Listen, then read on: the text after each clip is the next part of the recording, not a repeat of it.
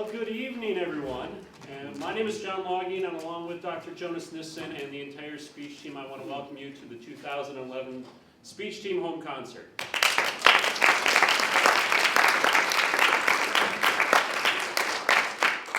Now, a lot of people come up to me around this time of year and they say, John, what's a speech team and what's a home concert?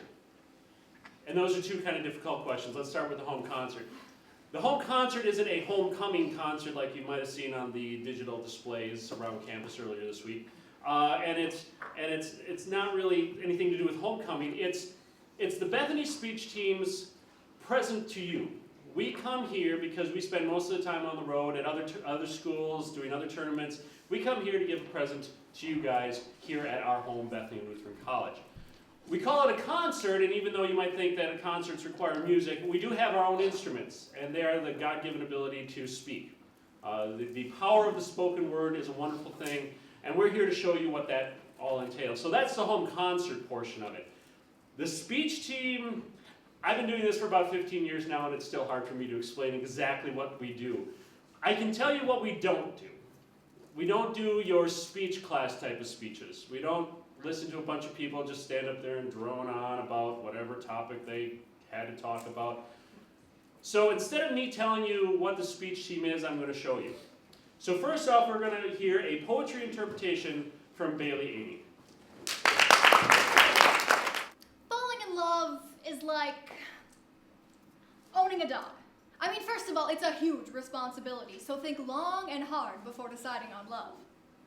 On the other hand, love provides a sense of security. When you're walking down the street late at night and you've got a leash on love, ain't no one gonna mess with you. Because crooks and muggers think love is unpredictable. Who knows what it might do in its own defense?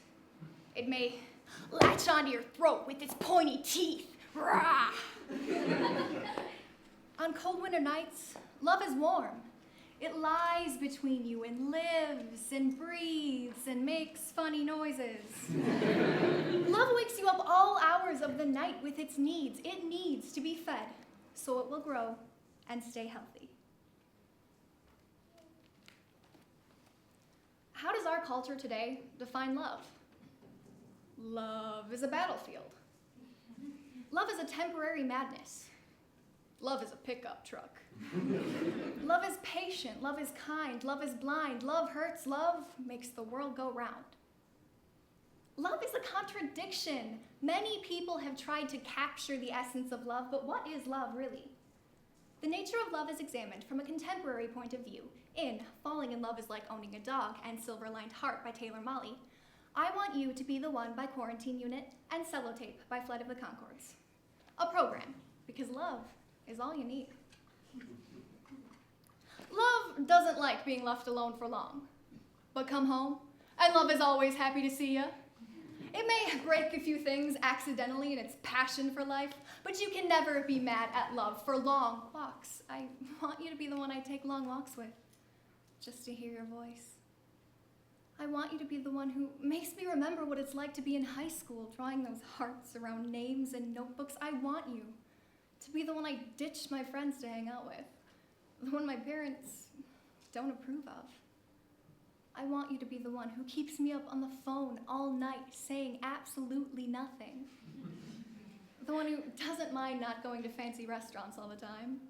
The one who thinks you're being slick when you try to steal my fries. I want you to be the one who always eats my pickles.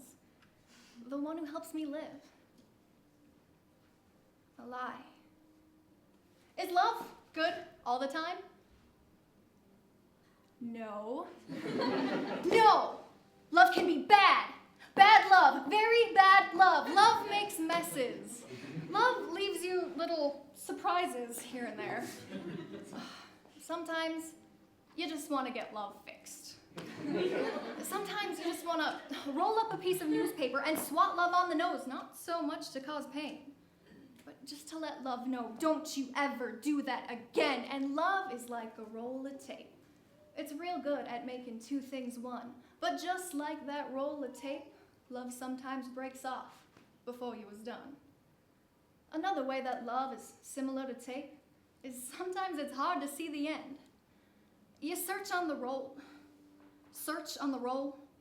Search on the roll with your fingernail again and again and again. I'm living a lie. Again, I'm smarter than you are when you forget things like birthdays or anniversaries or what time we were supposed to meet for dinner or where you hid the keys or what you first saw in me. Listen to me. I want you to be the one who says you miss me when you really miss my body. The one who hits me just so I know what love feels like. The one who's constantly comparing us to those happier couples. I want you to raise an unexpected glass to long cold winters, sweet hot summers, and the beautiful confusion of the times in between. To that unexpected drenching rain that left us soaking wet and smiling breathless. We danced in the garden, in the cool sheets of rain. We were christened by the sanctity of the sprinkler. Can't you hear it singing out its hallelujahs?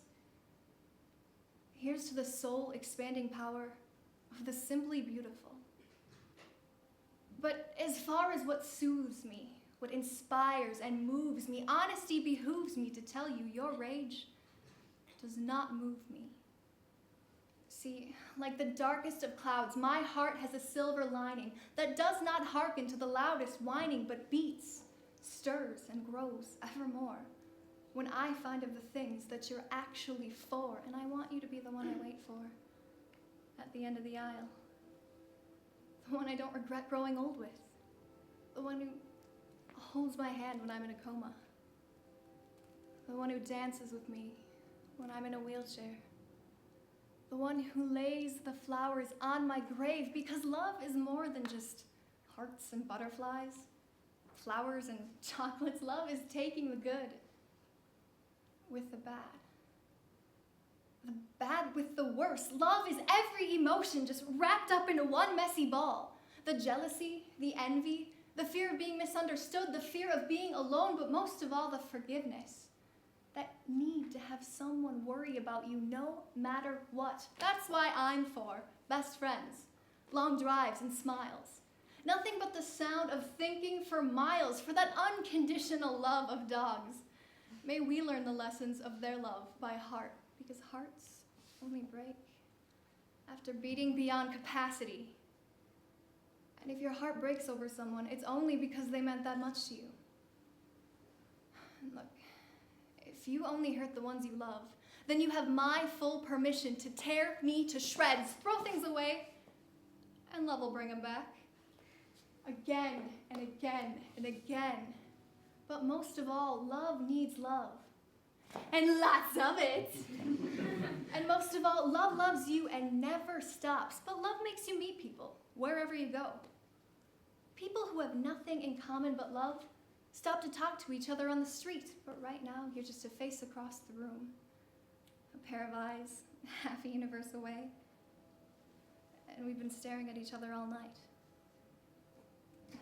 I don't know your name, and you don't know mine, and I've been hurt before, but I'm willing to give you a chance, because right now I want you. I want you to be the one who's bold enough to get up, get out of your chair, walk across the hall, I don't know, start some small talk, ask me my sign, basically what I'm saying is don't waste my time and your curses on verses about what you're against, despise, and abhor. Tell me what inspires you, what fulfills you and fires you. Put your precious pen to the paper and tell me what you're for. I'm for a revolution. More than evolution, unless you're offering some kind of solution. I'm for the delicate, the resilient, the fragile human heart. The glass half full, the silver lining, the optimists who consider darkness just a different kind of shining. I'm for these love letters you wrote by hand. I'm for you. I want you. I want you to be the one.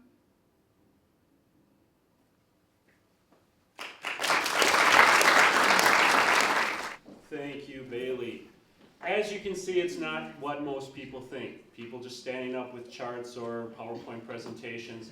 It takes a lot of passion and a lot of energy. If you look at the program that you have, it lists all the different events that the speech team offers. There's 12 in total, and we break them up into 4 different categories.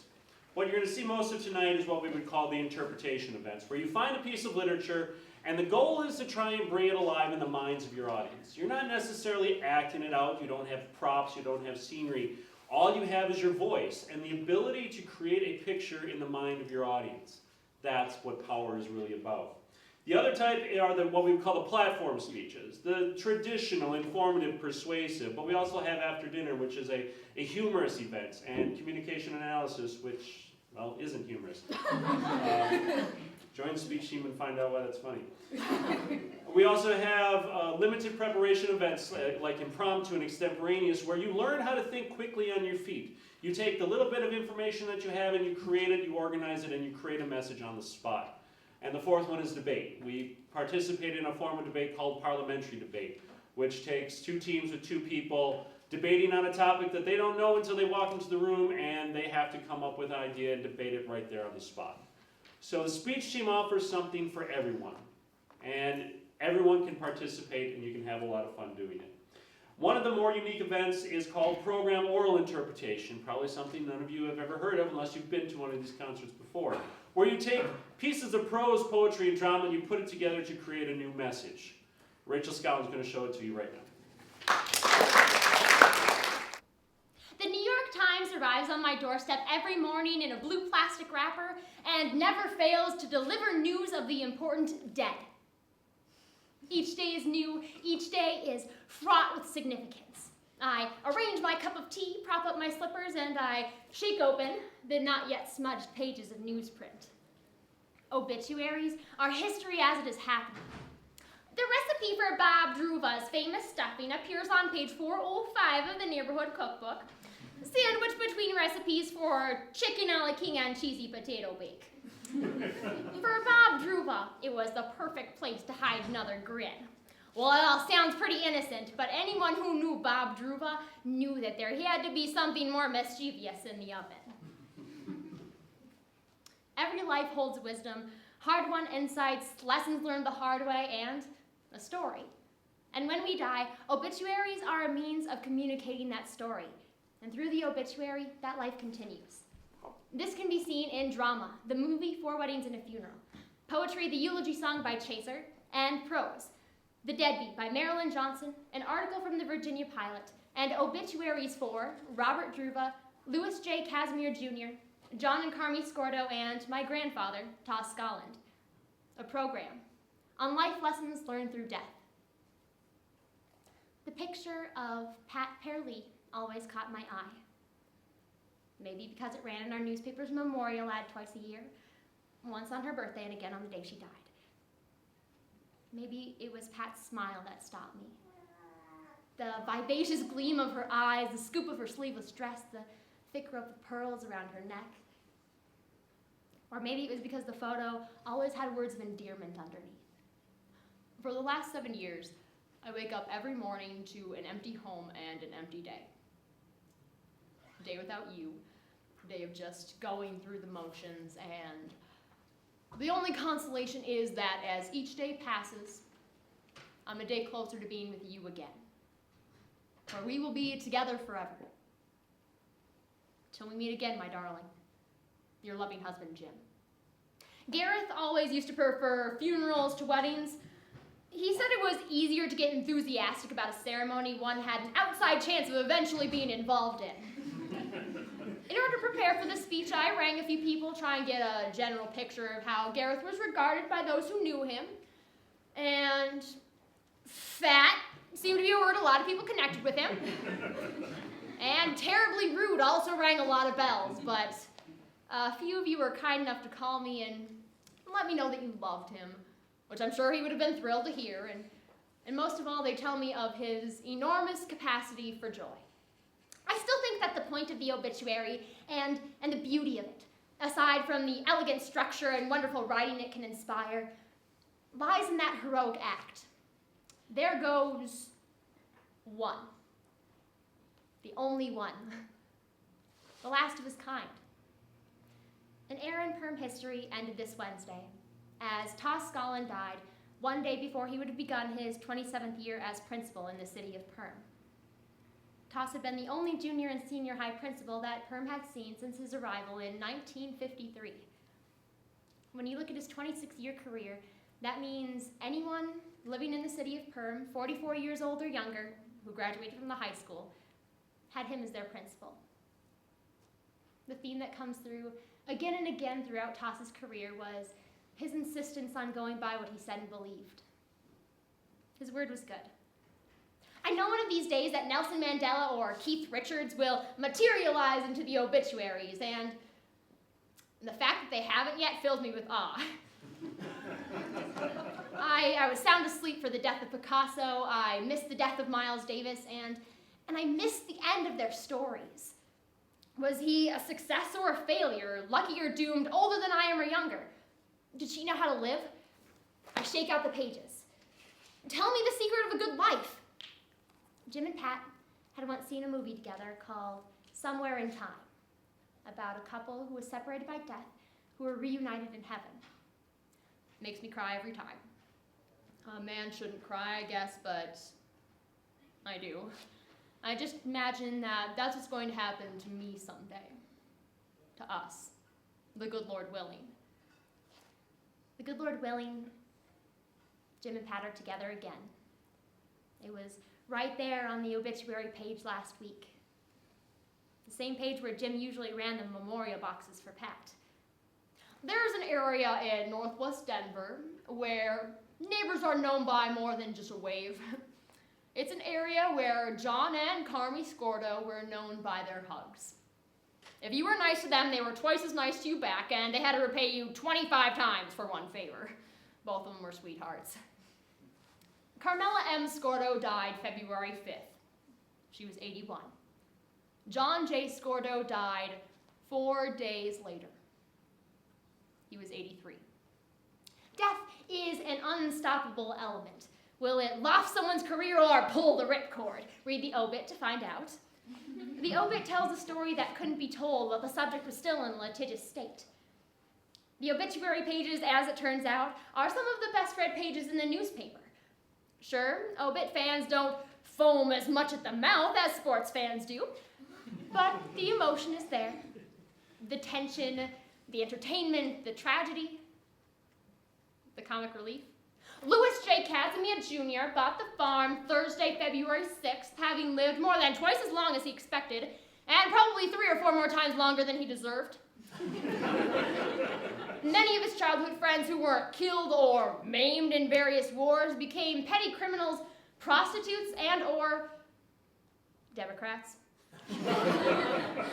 He was loved by good women. His children were happy, healthy, and bright. For more than 6 years, he drank, smoked, and ate lots of animal fat, but never once suffered a serious illness or injury.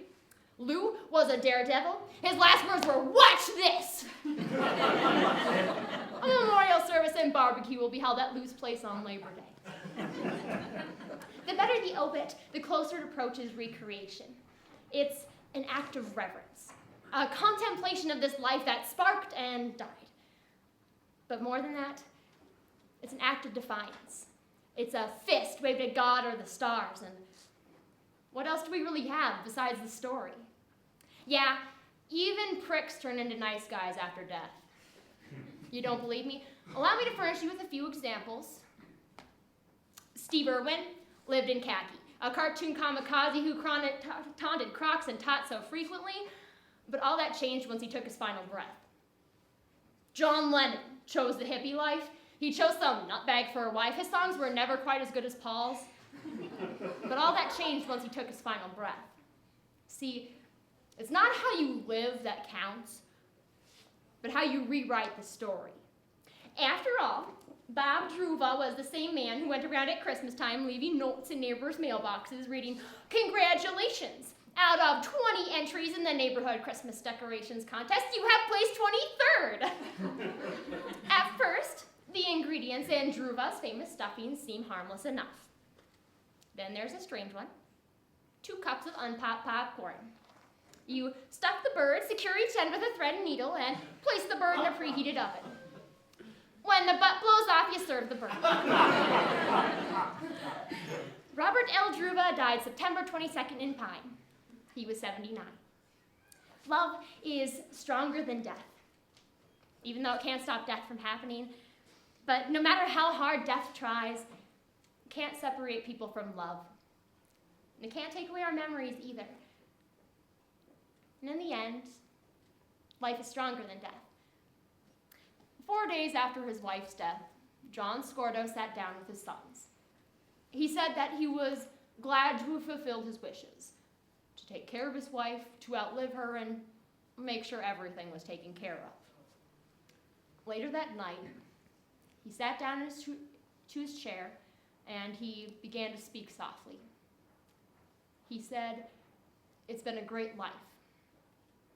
It's been a wonderful life," and with that, he took a deep breath and he died.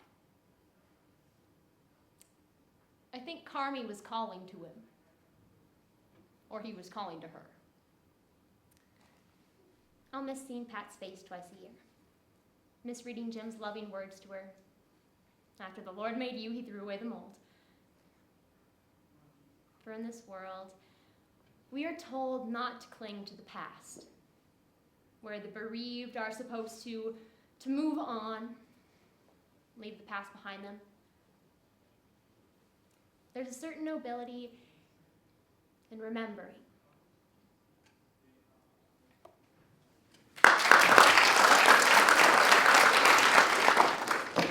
Thank you, Rachel. The speech team is more than just people standing up and talking. The speech team is actually a series of contradictions. We're a team, but yet everybody does their own thing. We do separate things, but we all come together to help each other out. We all have different strategies, different ideas, different goals, but yet we come together in the end to become one solid, cohesive unit. It's hard to imagine, but the speech team develops its own culture. Every year we have different people. Every year we have a different culture. And part of that culture is, or lately, has been looking at what experimental events have been out there. Some tournaments offer different or unique events that aren't normally a regular event elsewhere. One such event happens at the Icebox Classic at St. Cloud State University, and that's called the Interpretation of Children's Literature, or as we like to call, Kitty Lit. So for the next few minutes, please pretend you're 6 years old and allow Maxine to entertain you. Are you tired of eating the same old food? Like the cat food? Just kidding. Or being around the same old people? Well, you're not the only one who feels that way. PJ Funny Bunny understands how you feel. In the book, It's Not Easy Being a Bunny by Marilyn Sadler. PJ Funny Bunny was very sad. He didn't like being a bunny. His mother would cook carrots every day. And he had far too many brothers and sisters. And his ears were too big. One day, PJ decided to leave home. I don't want to be a bunny anymore, he said. I want to be a bear. Roar! So, PJ went to go live with the bears. But every winter, the bears went to sleep. And PJ couldn't fall asleep at all. So, PJ said, I don't want to be a bear. Roar! I want to be a bird. Tweet! So PJ went to go live with the birds. Tweet! PJ liked living with the birds until he tried to fly. So PJ said, I don't want to be a bear. Roar! Or a bird. Tweet! I want to be a beaver. So PJ went to go live with the beavers. Now, The beavers like working very hard. PJ did not like working very hard at all. So PJ said, I don't want to be a bear, roar, or a bird, tweet, or a beaver. I want to be a pig, oink. So PJ went to go live with the pigs, oink. But all the pigs liked to do was sit in the mud. So PJ said, I don't want to be a bear, roar, or a bird, tweet, or a beaver, or a pig, oink. I want to be a moose. So PJ went to go live with the moose. But PJ couldn't make very good moose calls. Mook! Mook! So PJ said, I don't want to be a bear, roar, or a bird, tweet, or a beaver, or a pig, oink, or a moose. I want to be a possum. So PJ went to go live with the possums. But the possums liked hanging upside down, and hanging upside down gave PJ a headache. So PJ said, I don't want to be a bear, or a bird, tweet, or a beaver, or a pig, oink, or a moose, or a possum. I want to be a skunk. So PJ went to go live with the skunks. It didn't take PJ very long to figure out he didn't like living with the skunks. So PJ said, I don't want to be a bear, roar, or a bird, tweet, or a beaver, or a pig, oink, or a moose, or a possum, or a skunk, ew. Now, PJ said, what I really want to be is a bunny. So PJ hurried home. The funny bunnies were very happy to see him. He was very happy to see them. That night, PJ ate all of his cooked carrot and played with every one of his brothers and sisters. He was so happy to be a bunny again, he didn't care that his ears were too big. At least everyone can see that I am a bunny, he said, and not a bear, roar, or a bird, tweet, or a beaver, or a pig, oink, or a moose, or a possum, or a skunk. The end.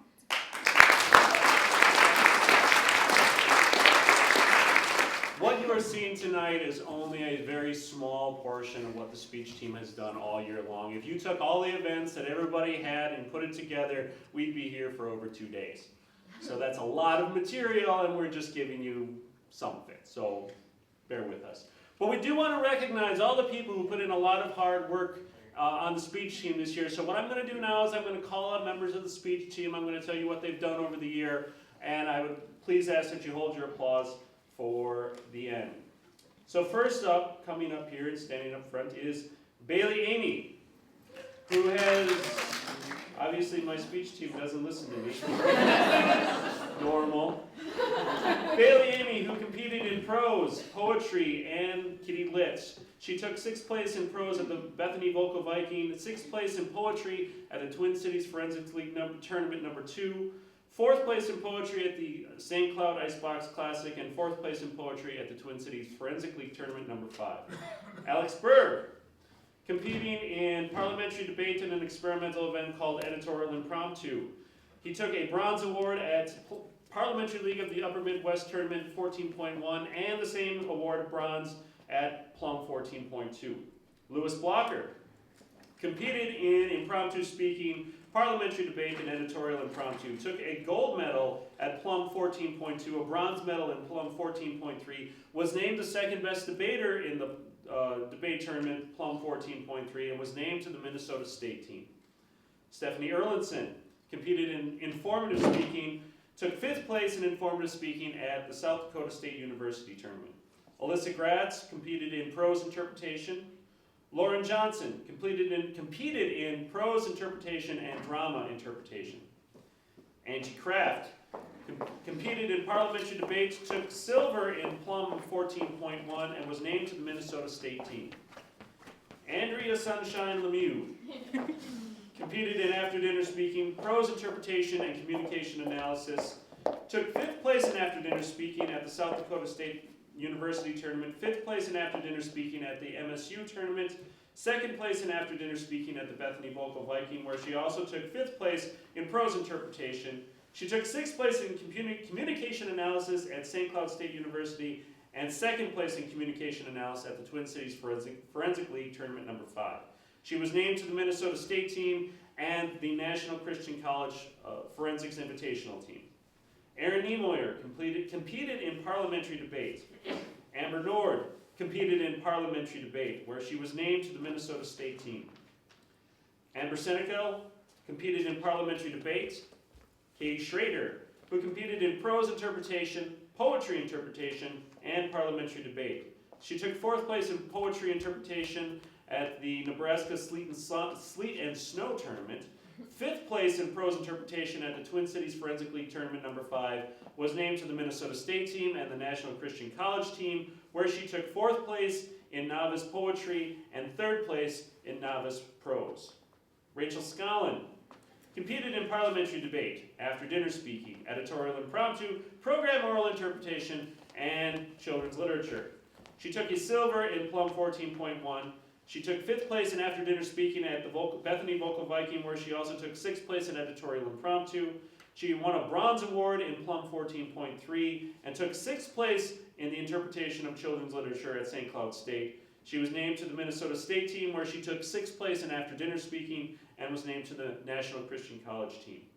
Maxine Tao, otherwise known as Maz, competed in parliamentary debates, poetry interpretation, interpretation of children's literature, which you just heard. She took a bronze in Parliamentary League of the Upper Midwest Tournament 14.2 and a 1st place with that performance of children's literature. She was named to the Minnesota State team.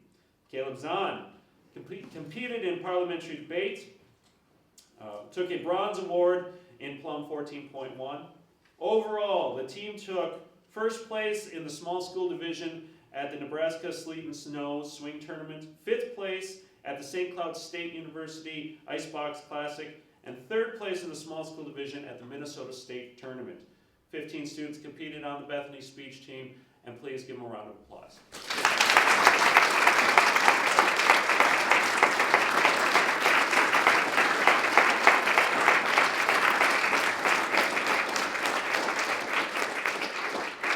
As they take their seats, and I'll remind them to stick around after the ceremony or after the performance for a picture. We will move on in our program for the evening to Katie Schrader and her prose interpretation. Global events for which I considered myself responsible. A partial listing. The Soviet invasion of Afghanistan. The Soviet boycott of the 1984 Olympics. The crash of the Space Shuttle Challenger. Ethiopian famine. Chernobyl. 3 Mile Island. Mount St. Helens. New Coke. The Iran hostage crisis.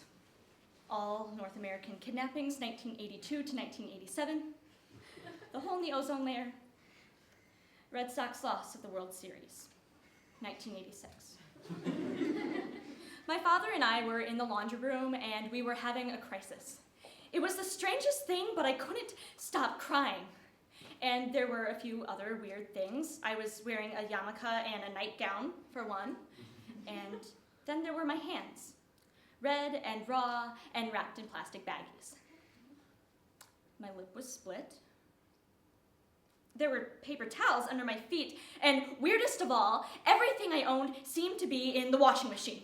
Clothes and shoes, whites and darks, berets and backpacks all jumbled together. Huh. In medieval times, when religion dominated science, psychological problems like obsessive-compulsive disorder were perceived and treated as demonic possession. While that may seem radical, OCD wasn't even treated with medication until the late 1980s. Jennifer Trigg writes of her struggle with OCD in the 80s in her memoir, Devil in the Details. Huh, my father said, examining the Reebok Esprit Hello Kitty stew churning through permanent press. You want to tell me what's going on here? Wasn't it obvious? The fumes from the bacon my sister had microwaved for dessert had contaminated everything I owned, so now it all had to be washed. But this sort of rational explanation hadn't been going over well with my father lately, so I struggled to think of another, turning lies over in my mouth. It was homework. A science project, a piece of performance art. I glanced up at my father and down at the machine, then dragged my baggied wrist under my nose and exhaled. I don't know. The summer I turned 12, I was watching myself stab my mother. I didn't want to. I enjoyed my mother's company, but the image wouldn't go away. A local kid had recently gone and done that very thing, and that made it a million times worse. That he'd actually gone and done it, stabbed his own mother, sent me right to the edge. If it was possible, what would stop me? Finally, after noticing me looking at her funny for a few days, my mother announced it was time I learned to knit. This was a fantastic idea. Knitting would give my hands something to do besides knife family members. Of course, it would provide me with another pointier weapon, but we didn't worry too much about that. And we didn't have to. As soon as I picked up the needles and yarn, I felt peaceful and calm. It was such a relief. The needles clicking a soothing tattoo, the skeins unwinding like woolly Valium.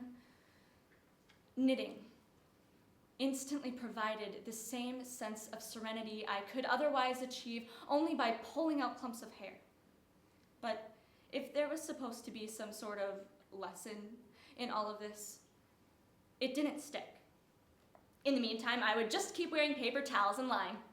I figured I'd go on living the rest of my life this way, maybe find a job sterilizing headsets, and eventually settle down with someone who found my affectations charming. But my family kept asking questions. And finally, after months of washing, it was time to come clean. I confessed to everything. The stash of first fruits, the disposable yarmulkes, the urge to lick the parquet flooring. I accounted for it all. But the explanations I offered were no less crazy than the lies I'd been telling these past few months. My family continued to badger and restrict me, but now I could argue with them openly. It was almost fun. Almost funny. They let a lot of things go. It wasn't so much that they understood or even accepted it, but they were amused. I was wearing paper hats and talking to bookcases. It was sad and annoying, but it was also fairly entertaining, and we didn't have cable. I'd become the Jenny Show, kooky sitcom, wacky hijinks, 24 hours a day. Sure, I mostly aired repeats, but I was the only thing on. But it was always the same rerun, and things quickly got out of hand. It's a short journey from giving up bacon to deciding you shouldn't bite your nails because the protein that composes them might have come from pork. The washing became incessant. The prayers never ending. Things would seem okay for a month or two, then suddenly we'd be in the laundry room and all my belongings would be floating in detergent. Suddenly we were having a crisis. Everywhere I looked, there was dirt and death and contamination and sin and wrongness. I was a vibrating, quivering mass of misfiring neurons. I couldn't sit still. I couldn't sustain a single activity for more than a few seconds. And I was starting to look very, very weird. My skin had its normal, freakishly pale tone, but everything else had gone wonky. OCD is hell on the complexion, with all the washing and without the benefits of balms and emollients. My lips split and bled. My hands cracked and wept. My hair frizzed. There was no counseling and no drugs. My head was buzzing. It was a beehive, a switchboard with 100 extensions, lighting up at once. The only thing that quieted my brain was prayer. Soon my day was dominated by lengthy devotional sessions conducted every morning, afternoon, and evening. First was 10 minutes of chanting for a dozen missing children whose names I'd memorized on the evening news. Then I was extended pleading on behalf of all Americans held hostage abroad. Next, I prayed for my family, begging forgiveness for their excessive pork consumption. And finished up by praying I wouldn't die alone. I was exhausted and ambivalent and unsure of what to do next. Should I just go to sleep? Or should I bathe, pray, vacuum, and dust? My mother found me in the bathroom, holding my nightgown by the hem to form an apron filled with water. I think I was worried an insect had touched it. Don't, my mother said softly. I thought for a minute, letting the water flow over the hem and all over the sink top. I knew she was right. This wasn't going to get me anywhere. But it had simply never occurred to me that I could do anything else. Having an obsessive-compulsive impulse is like standing on red-hot coals. Every cell in your body is screaming for you to jump off. To keep standing there is so hard. It's just so hard. Leaning over the sink that night, I finally understood that that's what I had to do. I had to stand on the coals and take a tiny step forward. I had to feel the impulse and move past it. I got it. All of a sudden, just like that, it was just the faucet. A simple twist to the right.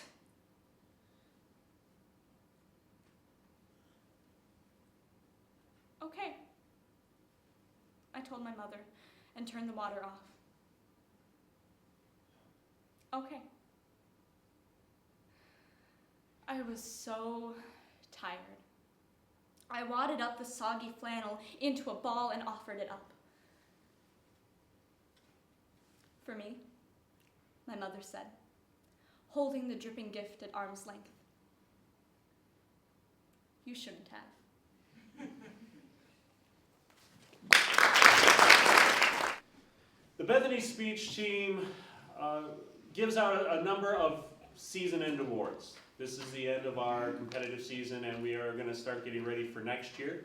If you are interested in joining the speech team, we will have an informational meeting on Monday at 4:30 in Hansi Hall 211. Feel free to come and learn all about the speech team. But the season-end awards that we give are just to recognize some of those students who went above and beyond, and we give out a number of them. The first one, if I can find it, is to the top newcomer. The top newcomer is somebody who is in their first year of competition and who basically does a really good job. Technically, this person did start last year, but that was for extra credit for a class she was in, and well, it was easier than making up a quiz. So we don't hold that against her. But she showed up on the team, and her energy and her enthusiasm were, well, kind of contagious.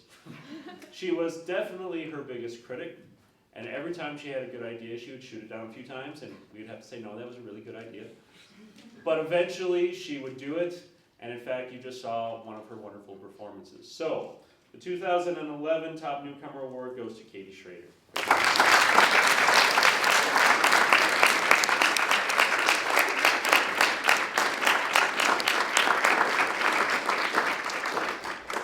The next award we have is for the most improved competitor. As it states, the person who improved the most. And this particular person definitely impressed us because she did just that. But it was really in the manner in which she did it. She was completely humble, and she was always worried about, was that good enough? I don't know, really, okay. And every time we would give her some kind of instruction, she would like, okay, I'll do that. And then she would leave, and then she would come back, and we're like, wow, she got better.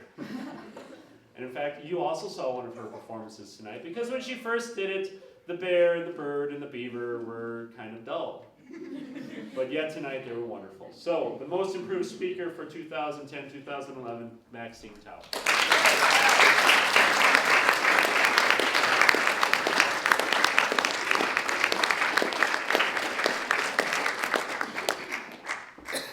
The next award that we give is called the Spirit Award.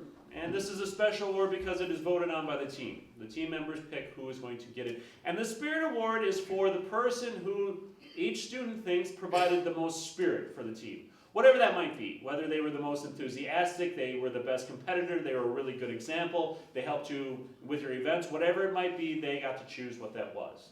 And so this year's Spirit Award, for her wonderful, contagious enthusiasm and her mild tweaking every now and then, Katie Schrader.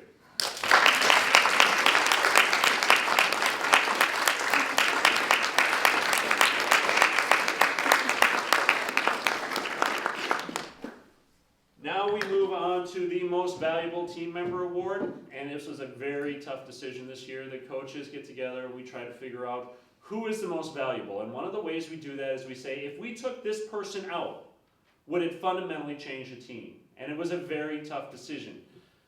So we're giving out two. So the first person to get Most Valuable Team Member Award tonight is definitely a person who has been one of the key cornerstones of the speech team. She helps her fellow competitors, she sets a good example for them, she works extremely hard, and let's go out the back. I pressed the button and they came back. And just like that, this particular person brings light and enjoyment to the rest of the speech team. Thank you for the segue. So the first Most Valuable Team Member goes to Rachel Scollin.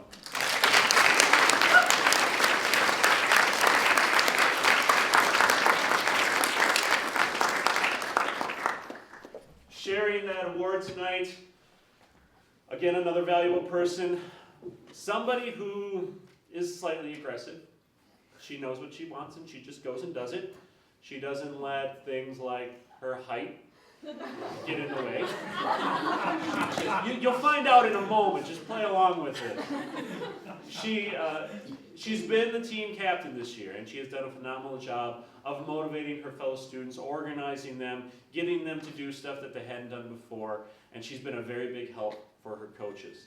So this year receiving the other Most Valuable Team Member Award, Andrea Sunshine Lemieux.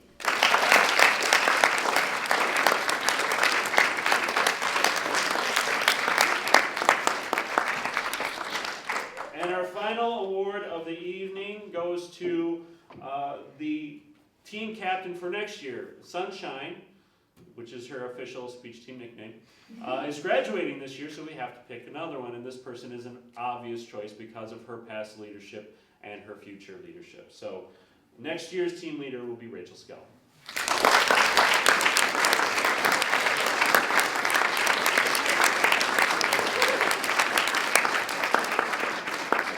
Before we move on with our final performance of the evening, we have a number of thank yous. The speech team does not work by itself.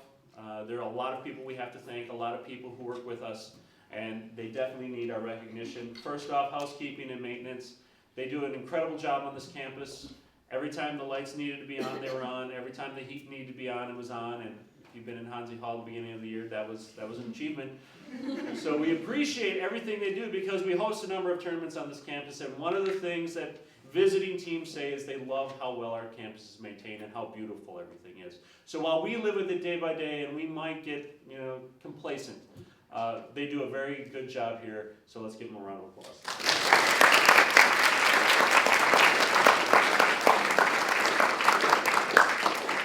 I would like to thank everybody in President's Hall. It's that house over there that nobody really ever goes to, and you're not really sure why it's there.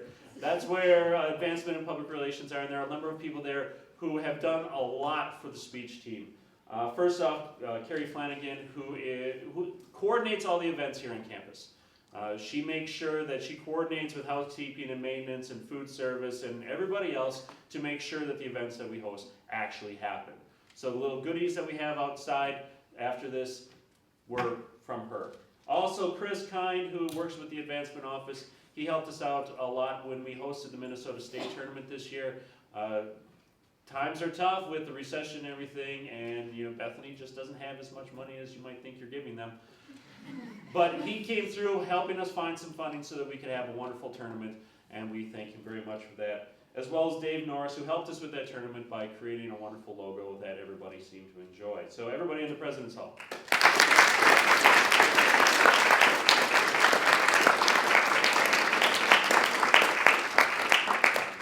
In a place more common to you over in Old Main, we need to thank the Bethany administration.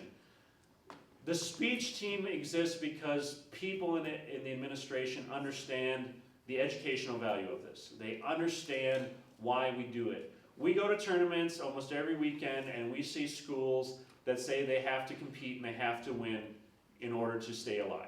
They have to go and beg for money every year, and Bethany is a wonderful blessing to us because we don't. They understand why we do it, and you see why we do it, and so they support that. And so we need to thank the Bethany administration for everything they do for us.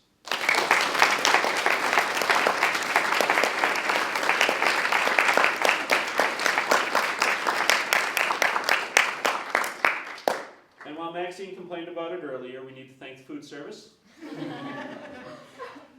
While you guys do eat it every day, and you eat it every day, food service does a lot for us. Again, we host a number of tournaments on this campus, and every one of them involves food at some place or at some time.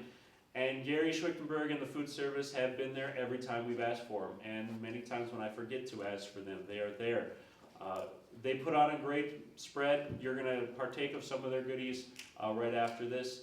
But they've been there and they've worked very hard for us, so we need to give them a round of applause.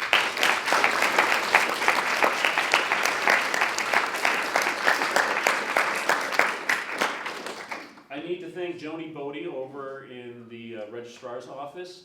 For a number of years, Joni actually was the administrative assistant for the communication major, and she obviously moved on to bigger and better things. But she still remembers the fun and enjoyment she had, so she tries to help us out whenever possible. She runs and gets us food when we're at tournaments, and she's just overall a nice person. I know you already know that because you work with her, so let's give Joni a round of applause.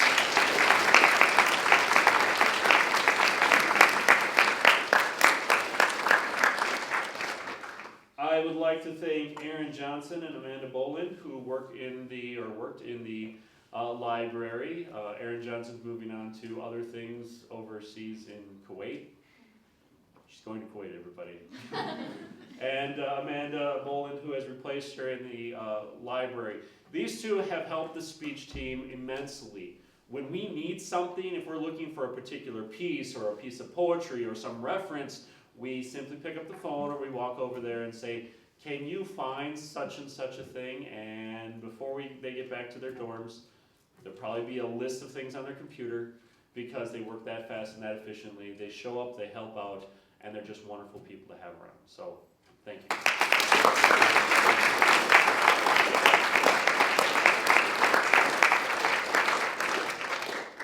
I need to thank Tom Custer because Dr. Tom Custer, interim vice president of academic affairs, former head of the communication major, So many titles, it's hard to keep track.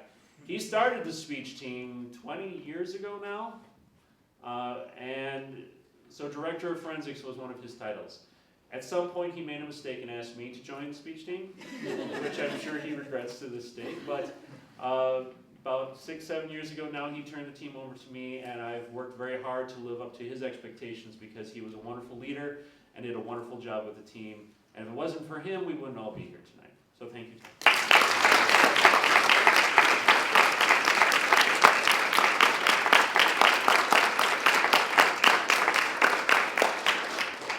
I would like to thank Elta Schaefer, who is now the Hansi Hall Administrative Assistant. She's been the speech team Administrative Assistant ever since she got here, and she basically does everything. She does the things I forget, she does the things I remember, because when I remember them, she's already done them. She coordinates our travels, it's hard to explain what Elta does, because every time I need something done, I will usually go up to her and she'll say, did it. Okay, thank you. Or if I forget something and I need to change something, she goes, okay, and it gets done. She's been a wonderful help, and if it wasn't for her, none of this would have happened either. So she is a keystone element of the speech team, and we can't thank her enough.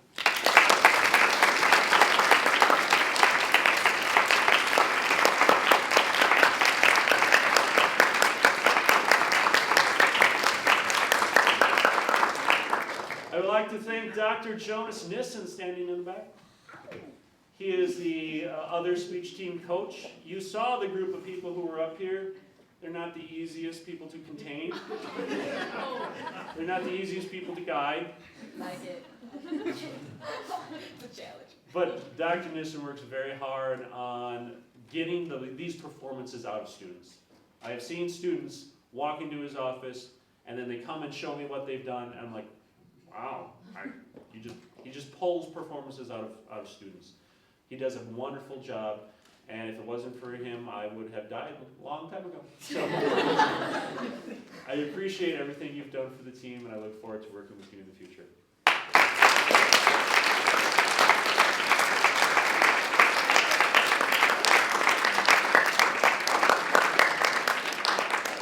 Last year at this time, I was excited to announce that this year at this time, my wife and I would have a wonderful bundle of joy.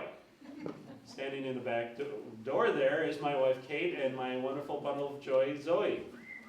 They...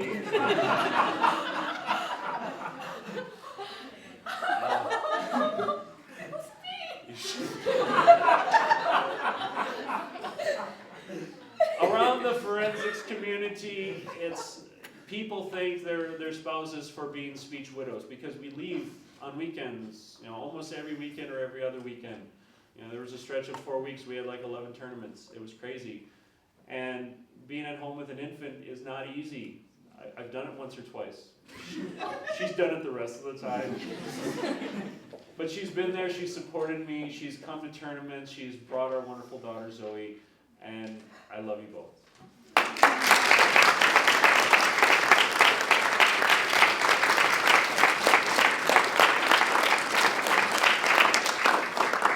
And finally to the speech team,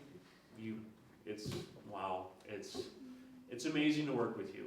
God definitely blessed me with one of the best jobs on this campus. I know most professors would say that, and I know I am biased, but deal with it.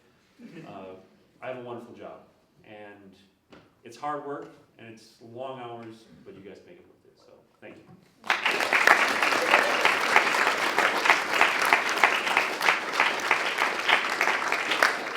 All right, once that smalshy stuff is over, before we get to our final performance of the night, as you just saw, Sunshine.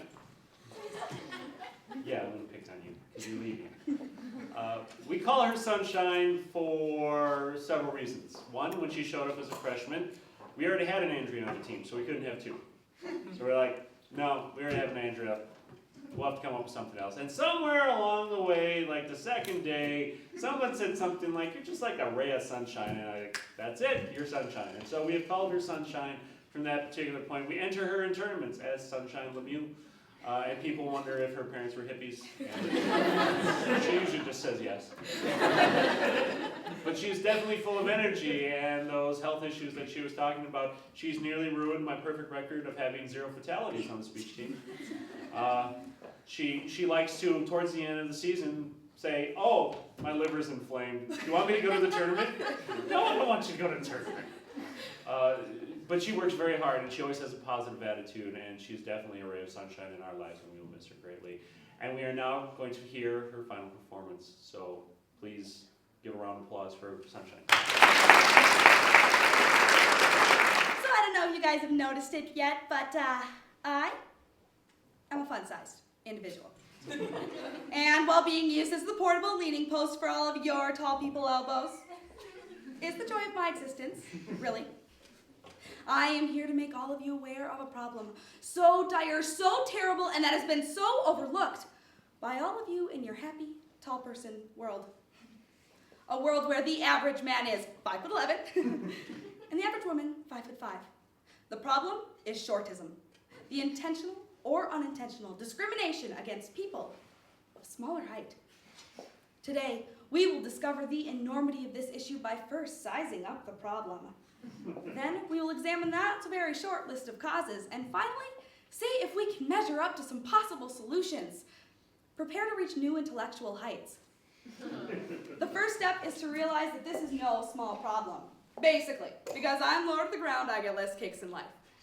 Now I know you could argue that there are more serious forms of discrimination like race or gender, but there are all these people out there who are discriminated against because they're balding, they're fat, they're left-handed. Oh wait, that's John Logging.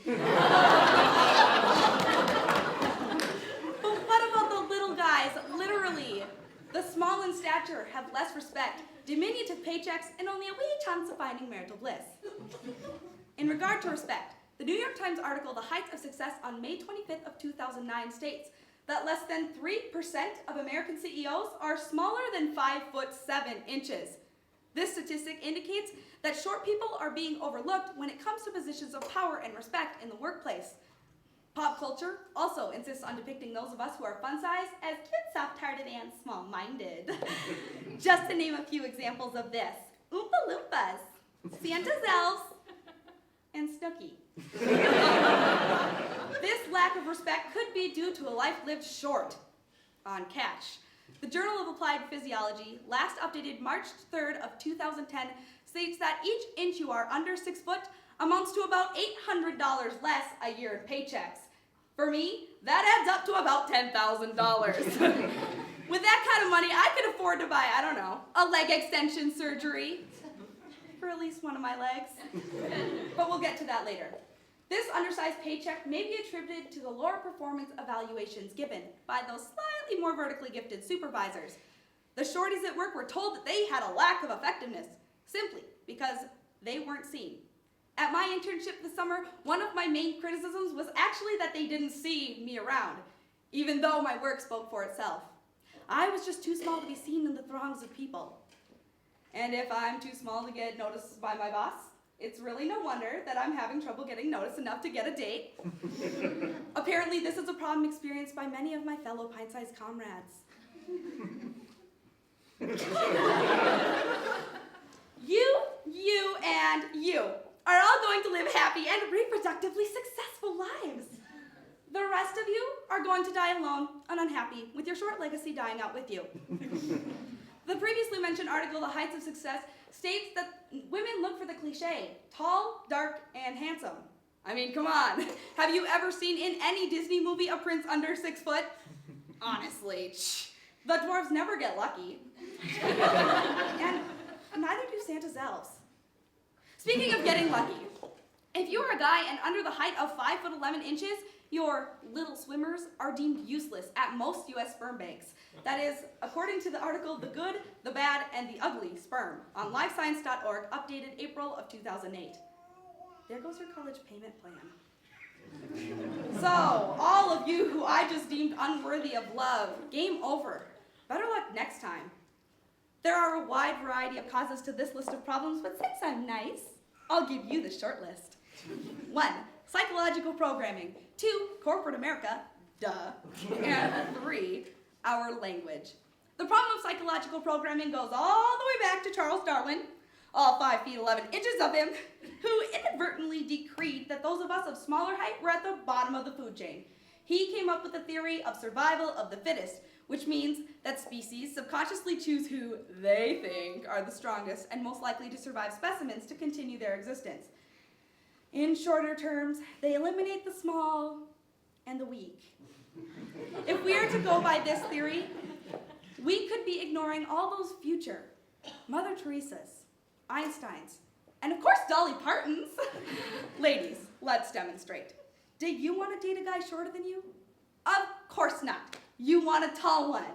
Because of this theory, we can conclude that we are psychologically programmed to go for the person most likely to give us beautiful and tall babies, who will one day have legs taller than me. Speaking of legs, even corporate America promotes a taller America. From platform shoes to growth hormone injections, it's crystal clear that the short are being outgrown and pushed out of society. The booming human growth industry made $20.4 billion in 2009. That is according to the Journal of Applied Psychology, last updated September 14th of 2010. Our culture is so obsessed with becoming a few inches taller that they would ingest, drink, or inject anything just to gain a few inches. For example, the Beauty Image Solutions Corporation of Southgate, California gets hundreds of people to shell out $2,000 a month for their height growth smoothie, which for $2,000 better be tasty. Let me ask you a question. Have you ever seen a product designed to make a person shorter?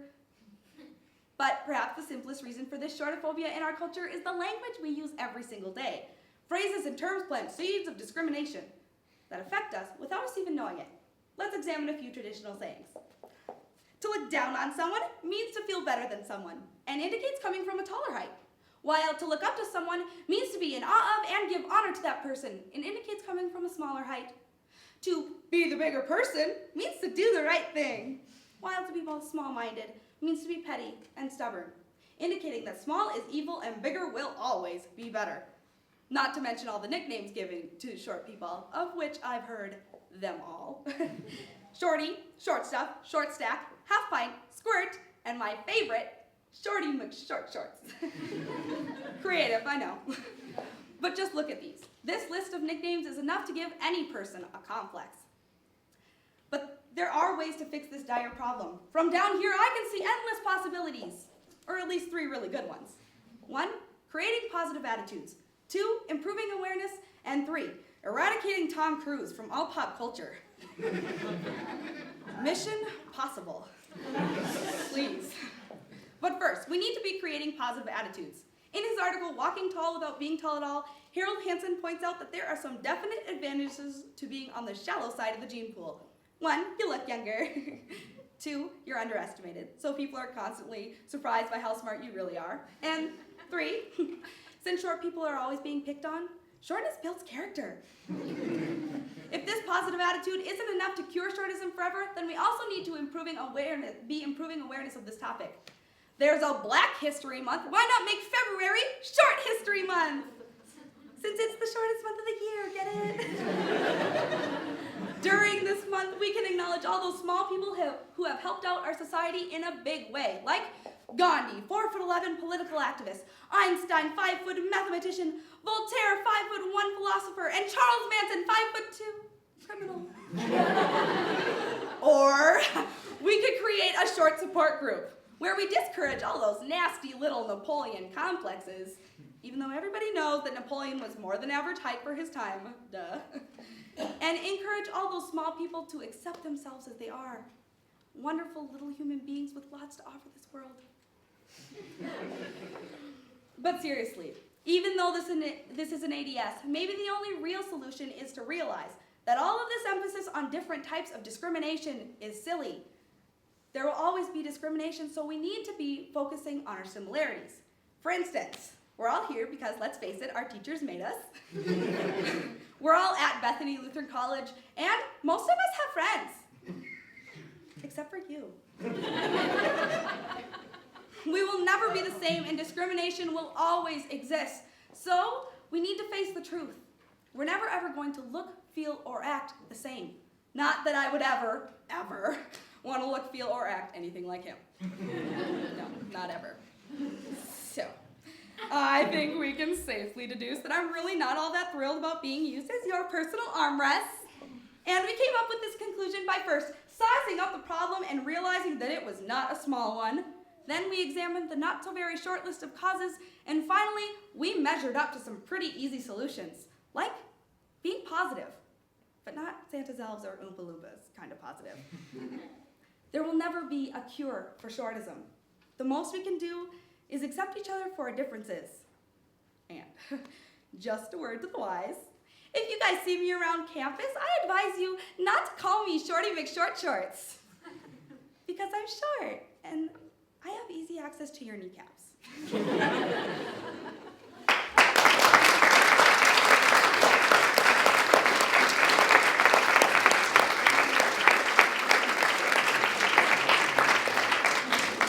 Thank you very much, everyone. There's some refreshments out in the lobby. Speech team, please come down here for some quick pictures. Thank you.